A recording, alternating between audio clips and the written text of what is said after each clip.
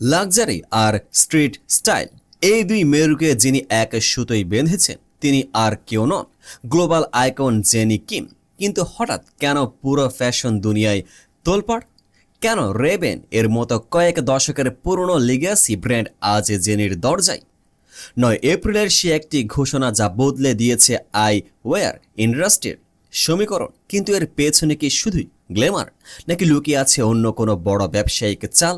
আজ আমরা ব্যবচ্ছেদ করব ব্ল্যাকপিঙ্ক, জেনি এবং রেবেন এর এই অবিশ্বাস্য কোলাবোরেশনের ইনস অ্যান্ড আউটস। শেষ পর্যন্তই দেখুন, কারণ এই চুক্তির আড়ালে থাকা জেনির আসল পাওয়ার গেম আপনাকে চমকে দেবে। হ্যাঁ, আপনারা ঠিকই শুনেছেন। এসিলোর লুক্সোটিকার মালিকানাধীন বিশ্ববিখ্যাত আইওয়্যার ব্র্যান্ড রেবেন আনুষ্ঠানিকভাবে জেনিকে তাদের গ্লোবাল ব্র্যান্ড অ্যাম্বাসেডর হিসেবে ঘোষণা করেছে। কিন্তু প্রশ্ন হলো, এখনই কেন? সম্প্রতি হংকং কমপ্লেক্স কন এর মঞ্চে জেনির সেই বিধ্বংসী পারফরমেন্সের রেশ কাটতে না কাটতে এই ঘোষণা আসলো। রেবেন কর্তৃপক্ষ বলছে তারা এমন একজনকে খুঁজছিল যে একই সাথে টাইমলেস এবং কন্টেম্পোরারি। জেনির ফ্যাশন সেন্সে যেন ঠিক সেই ধারালো ছক, যা দিয়ে রেবেন নতুন প্রজন্মের তরুণ তরুণীদের মনে জায়গা করে নিতে চায়। এখন একটু গভীরে যাওয়া যাক। জেনির এই পার্টনারশিপ নিয়ে কি বলেছেন লক্ষ্য করেছেন? তিনি বলেছেন, confidence isn't loud, it comes from feeling comfortable with yourself. এখানে লুকিয়ে আছে আসল রহস্য। জেনি কোনো চিৎকার করা ব্র্যান্ড প্রমোশন করছেন না, তিনি এমন এক কনফিডেন্সের কথা বলছেন যা কোয়াইট লাক্সারি বা নিভৃত আভিজাত্যর প্রতীক।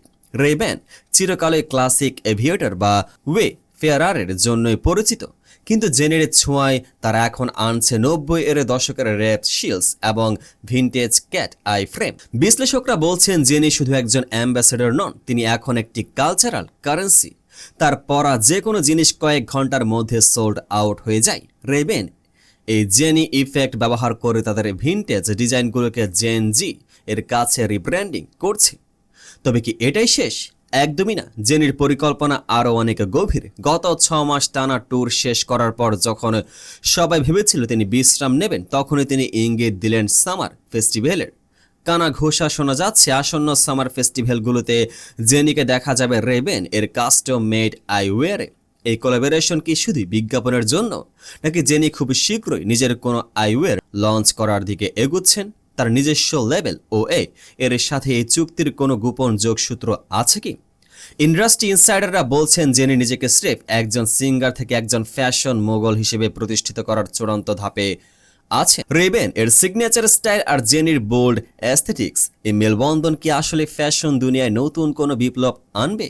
জেনির সে কথাটি মনে রাখুন, সহজ এবং সাবলীল এক্সপ্রেশনে আসল স্টাইল। আপনি কি মনে করেন রেবেন এর এই ভিনটেজ লুক জেনির চেহারায় কেমন মানাবে, নাকি আপনি এখনো সেই পুরনো ক্লাসিক এভিয়েটরের ভক্ত?